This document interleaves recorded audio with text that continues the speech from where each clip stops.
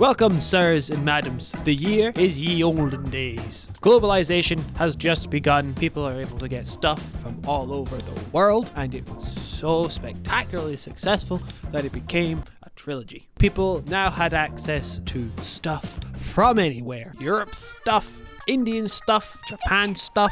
Next thing you know, we're in stage 4, cancer of economics. Post-capitalistic society. Forests have been torn down and replaced with oil factories so they can power all the assemblers. And before we knew it, the world was a factory planet, which aroused many. But not you. You are a sexy lady commando. You hate stuff. You think this is horrible. So you're gonna travel to a distant world and prep it for colonization, but you're gonna put in some safeguards so that it won't be turned into a full-on factory planet like Earth. So how are you gonna do that? You're going to burn down the forest with flamethrowers, kill a lot of the native population, and build a factory.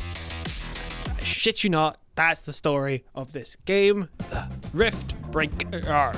A top-down tower defense factory building game with RPG elements.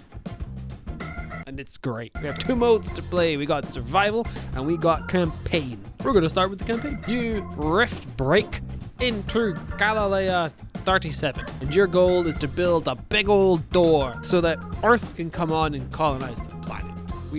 We've discussed this. You have a mech called Mr. Briggs, who is very adamant about immediately building the door. You with a sexy woman called Ashley. You're taking steps to preserve the environment. So we got the free thinker and we got the stickler for the rules. But they both understand that things have to die. So you begin with your HQ. Your HQ is where you heal and respawn when you die. And then you're going to get some miners, not those ones, to grab up some stuff for you. It's either iron or copper. Where do the miners put them? I don't really know. I think in the cloud. But this is snow power. So you gotta build yourself an energy source. There's a couple of ways to do this. You got solar panels, you've got wind turbines, and you've got the thing that eats iron, but will generate power. Plop down a couple of batteries. Bada bing, bada boom. The beginnings of a humble factory. And what will you do now? Expand. Get more miners, get more power, run out of storage space, so you're gonna build some storage containers. Oh, that's where you store. You keep expanding the base till you reach the attention of the locals. The more you expand, the more they're going to attack. So you're gonna need to build a wall to keep the native population out of your special abode. And then you're gonna set up turrets to show them that you're trying to help them, not hurt them. So you're gonna need some AI cores to control more turrets than fucking 3.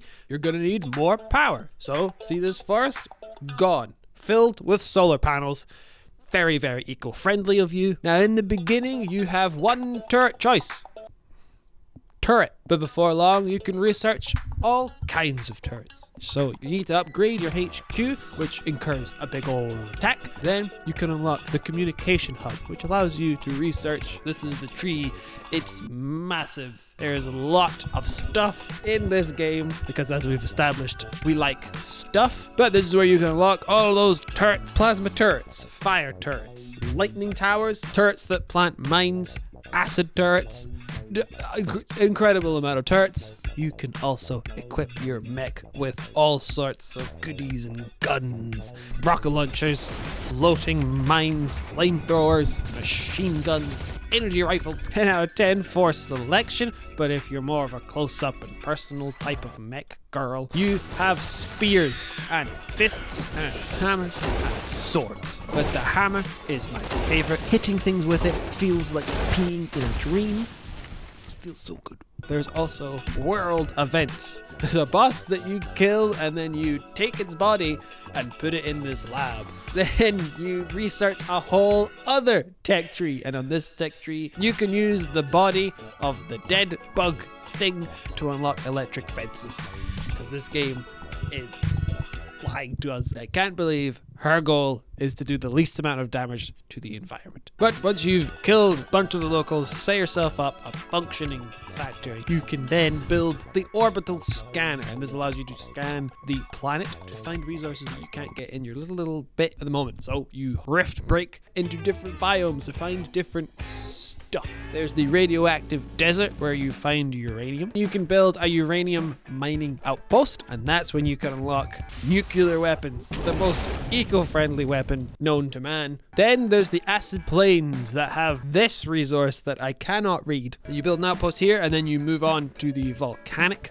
planet, which is just super duper hot, and you can build an outpost here to get titanium, who knows how to say this word. Each zone has its own flavor of native, fire resistant natives, acid resistant. Some turrets are better against some creatures, but mostly just build a wall and put as many turrets as you possibly can along it, and golden. But when you're venturing out into the wild, you can mix up your hand weapons to counteract the resistances of the natives. I found rocket launcher and minigun worked pretty good, and what that didn't work on, I used a plasma rifle. But you have an amazing amount of options to do with as you please, and 4 upgrade points at the top where you can put in drones, either combat drones or maintenance drones or little titanium machines that make you run faster, or you can put in reflective armor. The list goes on. It's here and it's long. Then down here at the bottom we have this whole 1 to 9 section of equipment. You got portable turrets, grenades, mines, gravity mines, and orbital strikes, big fucking lasers. The customization in this game is great, and the gameplay feels buttery smooth to run around, hit things with the hammer, shoot your guns, build the base. But to break up this gameplay loop of build, expand, and defend, they've thrown in missions where you rift break into different regions of Galilea 37 and you solve some little problems. They're pretty fun. In this one, you build a pipe from here all the way over to here, and that doesn't sound very fun. And there are like 3-4 different puzzle things to do, and I'm not gonna spoil them here. They're great. But this is where I encountered one of my 2 problems with this game. One being, when you teleport there, it randomly generates the map and the reason that you're there. So I had to find this plant and then scan it. But they put the plant at the edge of the map. So I was all the way down here. I couldn't build up defenses at the bottom, and the enemies attacked me, obviously from the fucking south, and they were able to shoot me off screen because it spawned the plant at the border. So fix that. And the other critique is just when shit gets mental, you can't tell what's going on. Like, what's happening here? Like, can you tell what's happening here? I can't tell. In a nutshell, that is the campaign mode. Bit of a long-term planning, factory building romp of a time. But the other road, survival, is the complete opposite, and it's my favorite thing. It is just survive until the timer runs out. The amount of bad guys they throw at you are no joke. Efficient designs? Hells no. Place it wherever you can. Outpost expansion with long-term planning? Absolutely not. Just grab as many resources as you can, as quickly as you can. Build walls, build turrets, because they're coming. It is very, very hard. I haven't been able to beat it on hard yet, so I've got nothing to offer in ways of advice. If you have any advice on how to survive survival mode, please leave a comment down below. Riftbreaker is fantastic. Destroying the ecosystem with dual flamethrowers and keeping the natives out of your special fun zone feels very, very good to play. Story is ridiculous. There's so much to unlock, and there's guns, and so many ways to kill the things, and it's good. I don't usually like mechs, but this Hello Kitty mech won my heart. I give it 10 turrets out of 10. Thank you for watching.